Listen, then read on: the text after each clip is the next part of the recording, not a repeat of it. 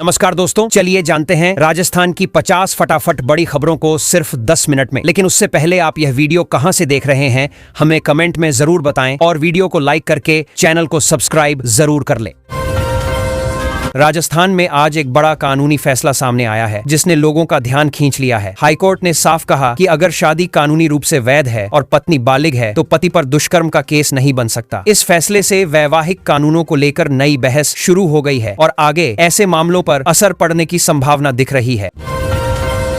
आज अंतर्राष्ट्रीय संग्रहालय दिवस पर राजस्थान में लोगों को बड़ा तोहफा मिला है। सरकार ने सभी प्रमुख किलों, स्मारकों और संग्रहालयों में मुफ्त प्रवेश का ऐलान किया। जयपुर के अल्बर्ट हॉल, आमेर किला और हवा महल में सुबह से भारी भीड़ देखी गई। पर्यटकों का पारंपरिक तरीके से स्वागत किया गया और इससे पर्यटन क्षेत्र में अच्छा माहौल बनता दिखा है। खाटू श्याम जी मंदिर से जुड़ी आज बड़ी जानकारी सामने आई है जिसने श्रद्धालुओं को प्रभावित किया है। मंदिर में आवश्यक रखरखाव और विशेष पूजा के कारण 19 घंटे तक दर्शन बंद रखने का फैसला लिया गया है। भक्तों को समय बदलकर आने की सलाह दी गई है। प्रशासन ने व्यवस्था सख्त कर दी है ताकि आगे भीड़ और असुविधा की स्थिति न बने। राजस्थान में युवा खिलाड़ियों के लिए आज एक नई शुरुआत देखने को मिली है। क्रिकेट एसोसिएशन ने समर कैंप शुरू किया है जहां अंडर 16 और अंडर 19 खिलाड़ियों को अंतर्राष्ट्रीय कोच ट्रेनिंग दे रहे हैं। जयपुर स्टेडियम में फिटनेस और तकनीक पर ध्यान दिया जा रहा है। इससे भविष्य में राज्य से अच्छे खिलाड़ी निकलने की उम्मीद बढ़ी है। सरकारी स्कूलों के बच्चों के लिए आज शिक्षा विभाग ने एक नया कदम उठाया है। डिजिटल बाल संसद कार्यक्रम शुरू किया गया है जिसमें छात्र ऑनलाइन बहस और चर्चा करेंगे। इसका उद्देश्य बच्चों में नेतृत्व और सोचने की क्षमता बढ़ाना है। इससे सरकारी स्कूलों की पढ़ाई और प्रस्तुति दोनों में सुधार होने की उम्मीद जताई जा रही है।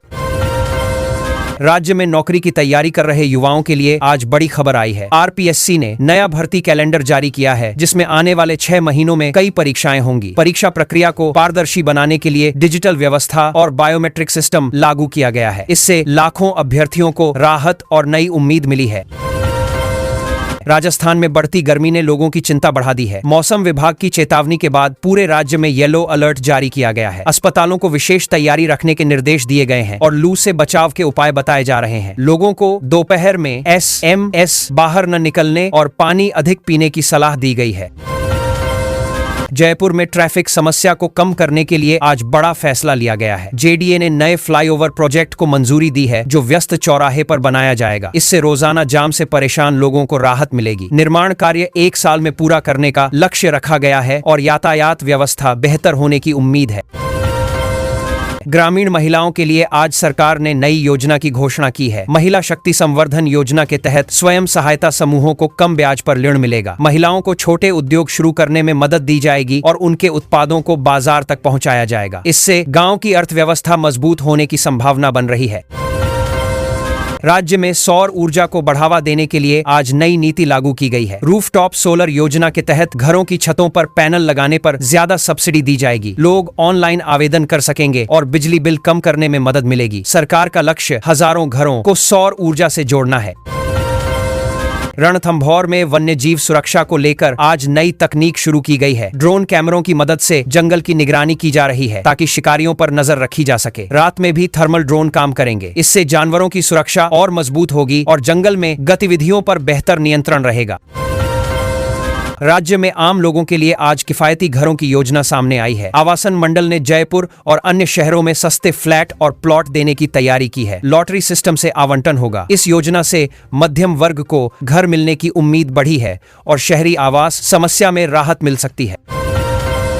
तकनीकी शिक्षा को मजबूत करने के लिए राजस्थान में आज बड़ा कदम उठाया गया है। आरटीयू ने कई आईटी कंपनियों के साथ समझौता किया है। छात्रों को एआई, डेटा साइंस और क्लाउड कंप्यूटिंग की ट्रेनिंग दी जाएगी। इससे युवाओं को नौकरी के बेहतर अवसर मिलेंगे और उनका कौशल अंतर्राष्ट्रीय स्तर पर मजबूत होगा।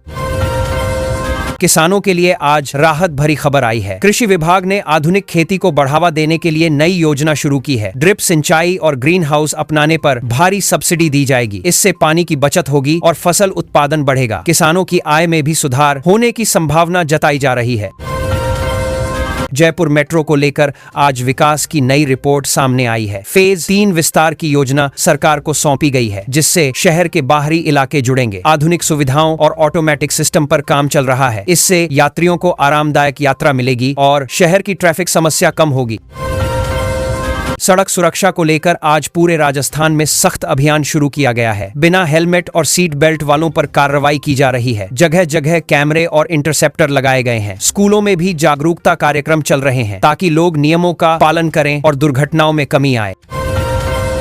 राज्य में निवेश बढ़ाने के लिए आज नया डिजिटल सिस्टम लॉन्च किया गया है। सिंगल विंडो पोर्टल के जरिए उद्योग लगाने की अनुमति सिर्फ कुछ दिनों में मिल सकेगी। इससे कारोबार आसान होगा और नए निवेश आएंगे। सरकार का लक्ष्य राज्य को व्यापार के लिए और आकर्षक बनाना है। राजस्थान की लोक कला को बचाने के लिए आज बड़ा कदम उठाया गया है। कलाकार कल्याण कोष बनाया गया है, जिसमें वृद्ध कलाकारों को पेंशन मिलेगी। साथ ही नई पीढ़ी को पारंपरिक नृत्य और संगीत सिखाया जाएगा। इससे संस्कृति को नया जीवन मिलेगा और कलाकारों को आर्थिक सहारा भी मिलेगा। पशुपालकों के लिए आज मोबाइल वेटरनरी सेवा का विस्तार किया गया है। अब बीमार पशुओं का इलाज घर पर ही किया जा सकेगा। टोल फ्री नंबर से सेवा उपलब्ध होगी। इससे ग्रामीण इलाकों में पशुधन की देखभाल आसान होगी और दूध उत्पादन बढ़ने की उम्मीद है, जिससे ग्रामीण आय में सुधार होगा। शिक्षा बोर्ड ने आज बड़ा बदलाव किया है, जिसमें नए विषय जोड़े गए हैं। अब पर्यावरण, जल और आपदा प्रबंधन पढ़ाया जाएगा। इससे छात्रों को व्यवहारिक ज्ञान मिलेगा और वे समाज के प्रति जागरूक बनेंगे। नई किताबें जल्द स्कूलों में पहुंचेंगी और शिक्षा व्यवस्था अधिक आधुनिक होने की दिशा में आगे बढ़ेगी। मानसून की तैयारी को लेकर आज जल संसाधन विभाग सक्रिय हो गया है। सभी बांधों और नहरों की मरम्मत तेजी से की जा रही है। बाढ़ से बचाव के लिए गेट और निकासी व्यवस्था की जांच हो रही है। इससे बारिश के समय किसी बड़ी समस्या से बचाव किया जा सकेगा और सुरक्षा मजबूत होगी।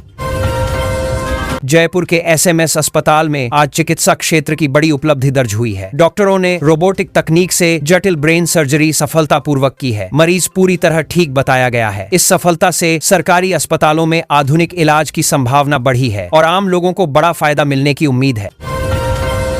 किसानों को खाद और बीज की उपलब्धता सुनिश्चित करने के लिए आज सहकारिता विभाग ने निर्देश जारी किए हैं। सभी समितियों में पारदर्शी वितरण व्यवस्था लागू की गई है। बायोमेट्रिक सिस्टम से खाद मिलेगा ताकि गड़बड़ी न हो। इससे किसानों को समय पर सामग्री मिलेगी और खेती की तैयारी बेहतर तरीके से हो सकेगी। पर्यटन को बढ़ावा देने के लिए आज राजस्थान में नई योजना सामने आई है। पैलेस ऑन व्हील्स जैसे ट्रेनों पर छूट दी जा रही है और रात में किलों में लाइट शो की योजना बनाई गई है। इससे पर्यटक आकर्षित होंगे और राज्य की अर्थव्यवस्था को मजबूती मिलेगी। साथ ही रोजगार के अवसर भी बढ़ेंगे।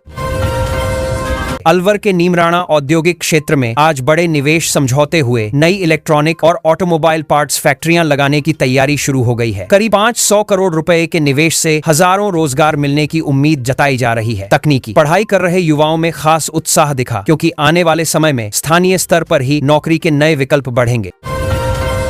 चित्तौड़गढ़ किले में आज से नया लाइट एंड साउंड शो शुरू हुआ, तो पर्यटक देर रात तक वहां रुके रहे। 3D प्रोजेक्शन और हाई डेफिनेशन साउंड ने मेवाड़ के इतिहास को बिल्कुल जीवंत बना दिया। महाराणा प्रताप और रानी पद्मिनी की कहानियां आधुनिक तकनीक के जरिए दिखाई गईं। पहले ही दिन भारी भीड़ पहुंची और पर्यटन कारोबार में नई हलचल देखने को मिली।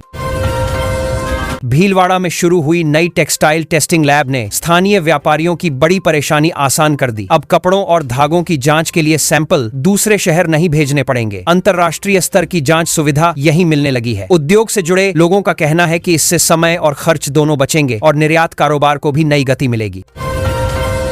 सीकर में आज से शुरू हुई कार्यशाला में पुरानी हवेलियों के भित्ति चित्रों को बचाने की खास ट्रेनिंग दी जा रही है। देश विदेश के विशेषज्ञ प्राकृतिक रंगों और पारंपरिक तकनीकों से इन चित्रों को सुरक्षित रखने के तरीके सिखा रहे हैं। शेखावाटी की ऐतिहासिक कला को बचाने की यह कोशिश स्थानीय लोगों और कला छात्रों के लिए भी काफी खास बन गई है।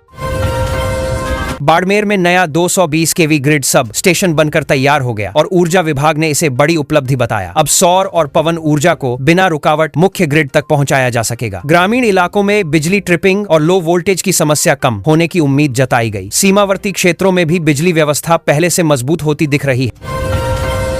पाली जिले में आज प्लास्टिक मुक्त और हरित ग्राम अभियान का नया चरण शुरू हुआ। गांवों में जागरूकता रैलियां निकाली गईं और लोगों को कपड़े के थैले बांटे गए। हर पंचायत में सैकड़ों पौधे लगाने की जिम्मेदारी स्थानीय समूहों को दी गई। प्रशासन ने बेहतर काम करने वाली पंचायतों को सम्मानित करने की भी घोषणा की, जिससे ग्रामीणों में उत्साह बढ़ गया। राजस्थान सरकार ने किसानों को राहत देते हुए एक मुश्त समझौता योजना की तारीख बढ़ा दी। अब 30 जून तक किसान पुराने कर्ज पर ब्याज और पेनल्टी में छूट लेकर खाते बंद कर सकेंगे। लंबे समय से परेशान किसान परिवारों में इस फैसले के बाद राहत महसूस की गई। सहकारी बैंकों में भी योजना की जानकारी लेने वालों की संख्या तेजी से बढ़ने लगी है। कोटा, जयपुर और सीकर के कोचिंग संस्थानों में आज से मेंटल वेलनेस वीक शुरू किया गया। छात्रों के तनाव को कम करने के लिए मुफ्त काउंसलिंग, योग और मोटिवेशनल सेशन आयोजित किए जा रहे हैं। परीक्षाओं के दबाव के बीच यह पहल छात्रों और अभिभावकों दोनों को राहत देने वाली मानी जा रही है। कई संस्थानों में छात्रों की भागीदारी उम्मीद से ज्यादा दिखाई दी। राजस्थान के सरकारी स्कूलों में स्मार्ट क्लासरूम प्रोजेक्ट का दूसरा चरण मंजूर होते ही शिक्षा विभाग ने तैयारी तेज कर दी। अब हजारों नए स्कूलों में डिजिटल बोर्ड और ई लर्निंग सामग्री पहुंचाई जाएगी। ग्रामीण इलाकों के बच्चों को भी आधुनिक तरीके से पढ़ाई का मौका मिलेगा। शिक्षकों का मानना है कि इससे पढ़ाई समझना आसान होगा और परीक्षा परिणामों में सुधार दिखेगा।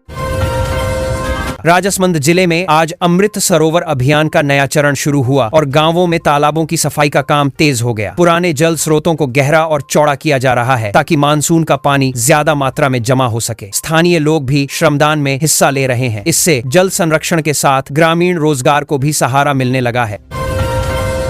भरतपुर के केवलादेव राष्ट्रीय उद्यान में पक्षियों की सुरक्षा के लिए आज विशेष टास्क फोर्स बनाई गई। यह टीम पानी, घोंसलों और जलीय वनस्पतियों की लगातार निगरानी करेगी। गर्मी को देखते हुए अतिरिक्त पानी की व्यवस्था भी शुरू कर दी गई है। वन विभाग का कहना है कि इससे विदेशी और स्थानीय पक्षियों के लिए सुरक्षित माहौल लंबे समय तक बना रहेगा। श्रीगंगानगर में आज जैविक खेती पर बड़ा प्रशिक्षण शिविर लगा, जिसमें सैकड़ों किसान पहुंचे। वैज्ञानिकों ने रासायनिक खाद की जगह जैविक तरीकों का इस्तेमाल समझाया और नई ऑनलाइन मार्केटिंग सुविधाओं की जानकारी दी। किसानों ने भी खेती की लागत घटाने और जानकर कर बेहतर दाम मिलने को लेकर सवाल पूछे। इससे इलाके में ऑर्गेनिक खेती के प्रति रुचि तेजी से बढ़ती दिखाई दी। झुंझुनू में आज मेधावी छात्राओं का सम्मान समारोह आयोजित हुआ, जहां शिक्षा, खेल और समाज सेवा में बेहतर प्रदर्शन करने वाली बेटियों को पुरस्कार दिए गए। कार्यक्रम में लड़कियों की पढ़ाई को लेकर समाज में बढ़ती सकारात्मक सोच की खुलकर सराहना हुई। साथ ही ग्रामीण क्षेत्रों में मुफ्त लाइब्रेरी खोलने की घोषणा ने छात्राओं और अभिभावकों दोनों में नया उत्साह भर दिया। राजस्थान की अन्नपूर्णा रसोई योजना में अब भोजन की गुणवत्ता पर ज्यादा ध्यान दिया जाएगा। सरकार ने नए निर्देश जारी कर फोर्टिफाइड मसालों और शुद्ध तेल का उपयोग जरूरी कर दिया है। बाजरा और ज्वार जैसे मोटे अनाज भी नियमित मेनू में शामिल किए जाएंगे। इससे जरूरतमंद लोगों को पहले से ज्यादा पौष्टिक भोजन मिलने की तैयारी शुरू हो गई है।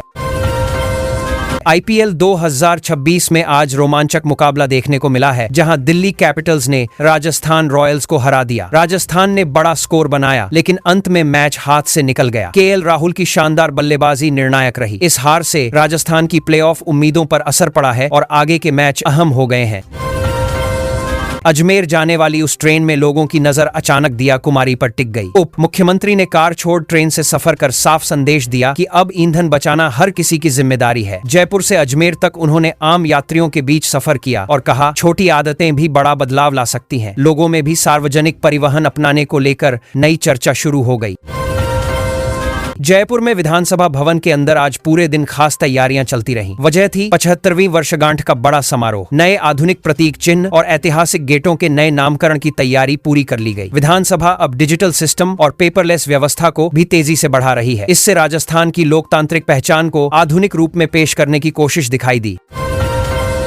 राजस्थान में आज से हजारों कर्मचारी घर घर पहुंचने लगे और लोगों से 33 सवाल पूछे जाने लगे। यह जनगणना 2027 की बड़ी तैयारी का हिस्सा है। पहले करीब 15 लाख परिवार खुद ऑनलाइन जानकारी दे चुके हैं। अब सरकारी टीमें मकानों, सुविधाओं और परिवारों का पूरा डेटा जुटा रही हैं। इससे आने वाले समय में योजनाओं और संसाधनों की तैयारी ज्यादा सटीक होने वाली है।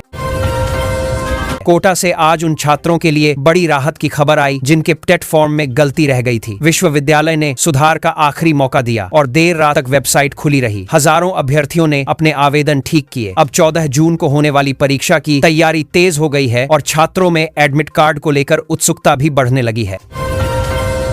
IPL में राजस्थान रॉयल्स का एक युवा बल्लेबाज इन दिनों हर तरफ चर्चा में छाया हुआ है। वैभव सूर्यवंशी ने इस सीजन में तेजी से रन बनाकर सबको चौंका दिया। रवि शास्त्री तक ने उनकी खुलकर तारीफ की और भारतीय टीम में शामिल करने की बात कही। लगातार लंबे छक्कों और तेज बल्लेबाजी ने फैंस के बीच उनके नाम को नई पहचान दिला दी है।